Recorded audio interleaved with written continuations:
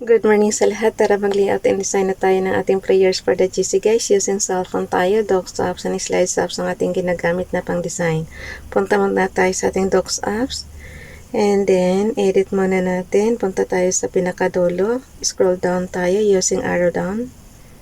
Today is 10 June 2024. Ang ating font ay Lexend yung ating font. Size 12, text color ay purple. Highlight color is very light red. Kasi maroon yan. Di naman kayang basahin yan pagka So, very light red tayo. And then, X natin yung format at hindi tayo makatype pagka hindi natin i-close yan. Today is 10. Wow. I-bold and italic muna natin. Pindutin natin yung bold tsaka italic. Kasi kahapon, impact, kaya tinanggalan ko siya ng bold tsaka italic. So, ngayon binalik ko na naman. Today is 10. Tayo ngayon, June 2024. Ang bilis ng araw, guys, no? Naka 2 weeks na pala ako. Buhat nung dumating tayo dito galing sa bakasyon sa Pilipinas. Ang bilis talaga. Kaya pero parang gusto ko pa rin sa sa Pilipinas. Okay, from Family GC. Konting tiis na lang talaga.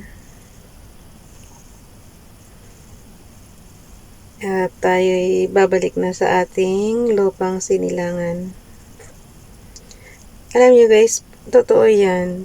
Kapag tumatanda na kayo, mas gusto nyo yung bumalik na lang talaga sa kasi tapos na naman yung obligasyon mo napaaral mo na yung mga anak mo. I think it's time naman na ma-enjoy mo yung life mo, na kung ilang taon ka na lang matitira dito sa mundo, dapat i-enjoy mo na yun. So, tuldukan na natin yung pagtatrabaho natin para makapag-relax naman tayo. Kasi hanggang ngayon nagtatrabaho pa rin tayo. Pero mula teenager ka, nagtatrabaho ka na until now. So, ilang taon na, di ba?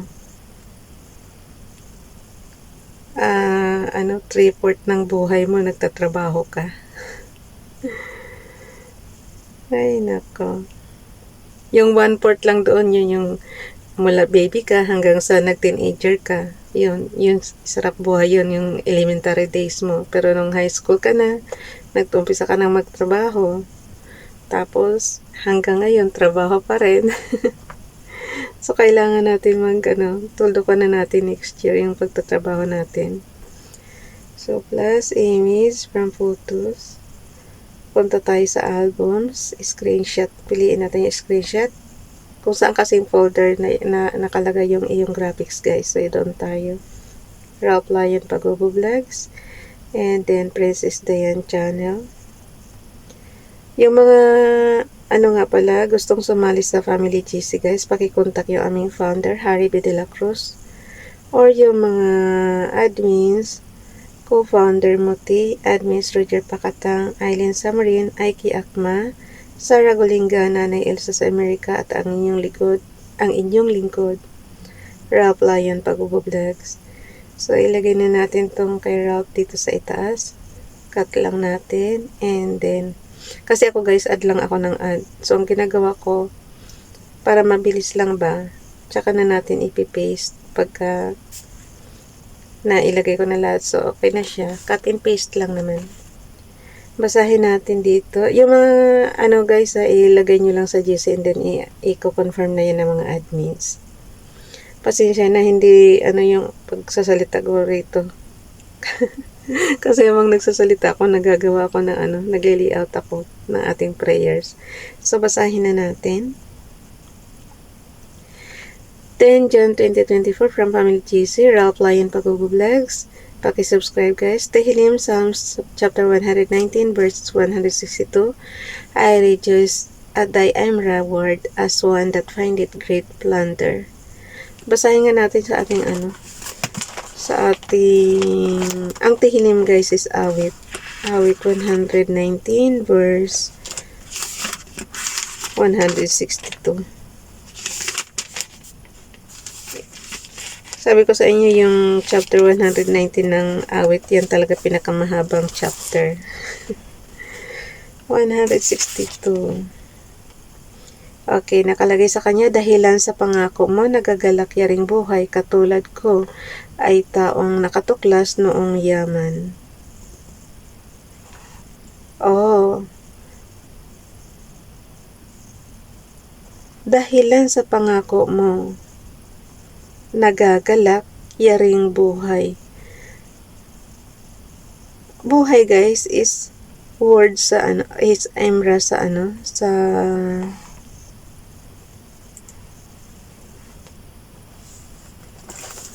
emra sa Hebrews, buhay, nagagalik yaring buhay. Pangako, dahilan sa pangako mo. Okay, pangako pala yan.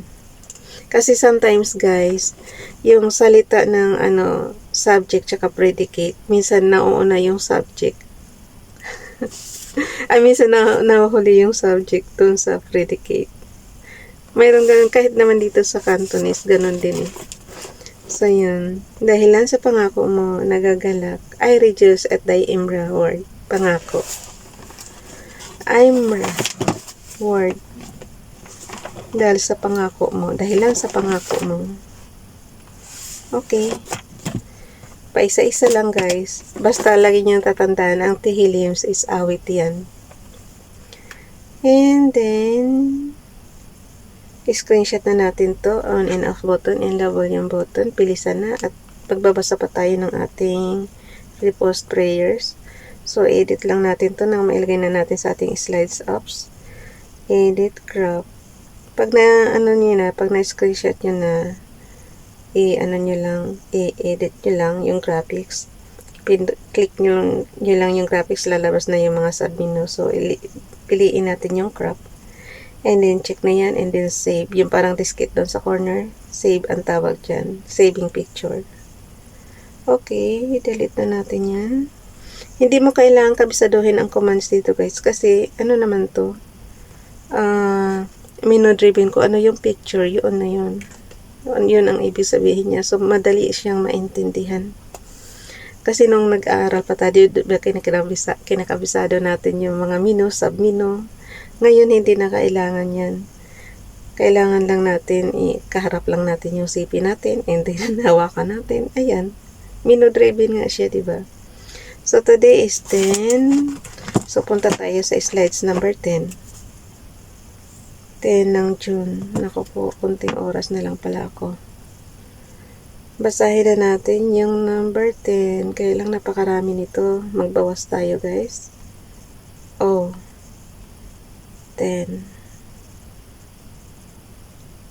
Marami na kasi anong babawasan natin dito. Huwag na, dugtungan na lang natin guys. Pagkasyahin na lang natin.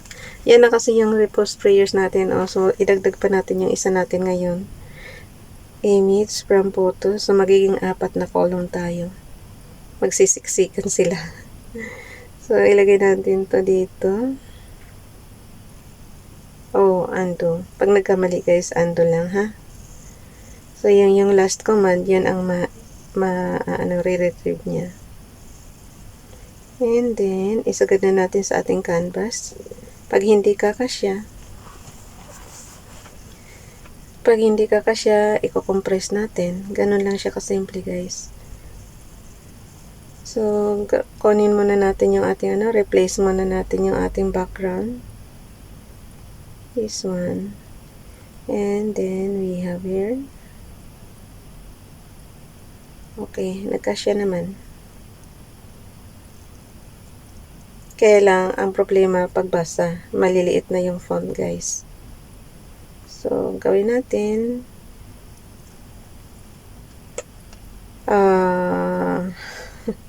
Hindi ko alam kung paano gagawin. Okay, bahala na si God.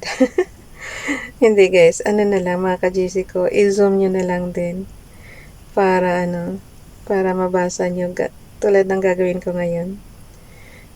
Okay, bilis na. Nagpop-up kasi yung ni Ralph. On and off button and the volume button lang yan. So, nandito na tayo kay FB Donalyn. Prayer for forgiveness. Heavenly Father, I come to you with brokenness and humility to ask for forgiveness of my sins. Today, Father,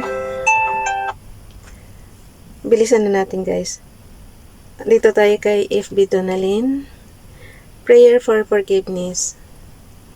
Heavenly Father, I come to you with brokenness and humility to ask for forgiveness of my sins today. Father, your word says, I confess my sins. You are faithful and just and will forgive me and purify me from all unrighteous. So today I come to you with a broken spirit and contrite heart. And I confess my sins to you. I ask, Lord, for forgiveness of the sins that I have committed knowingly and unknowingly. I thank you, Father, for the ultimate sacrifice of your Son, for his blood that washes me as white as a snow. I thank you for I recognize that his sacrifice was enough and I don't have to work for your forgiveness. I ask, Lord, for the guidance of the Spirit moving forward. I pray that you will remove my heart of stone and give me a heart of flesh that is sensitive to the conviction of the Holy Spirit. I ask for his guidance and for his strength to help me resist any temptation that may come as a result of my desires. Thank you, Father, for I believe that I am free from the guilt and shame of my sins. In Jesus' name I pray. Amen. Dito na naman tayo kay Ronilo Ligaspi Vlog, Proverbs chapter 12 verse 25. Anxiety weighs down the heart, but a kind word cheers it up. My son, hear the instruction of thy father, and forsake not the law of thy mother. Proverbs chapter 1 verse 8.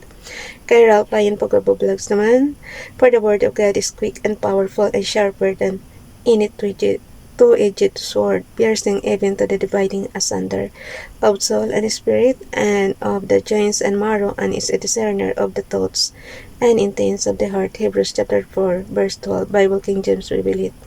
Dito naman tayo kay Nanay Elsa sa Amerika. I thank God because He gave us another new day to hope, another chance to pray to Him, another day to enjoy His blessings He gave to us. Enjoy the day. Good morning. Thank you, Sis Elsa. But I say unto you, kay Princess Diane Channel tayo guys, but I say unto you, which her love your enemies, do good to them, which hate you. Luke chapter 6 verse 27. So, in-screenshot ko na guys. Punong-puno yung ating canvas. Okay, ako na magbigay niyan sa ating GC. Bye everyone. God bless.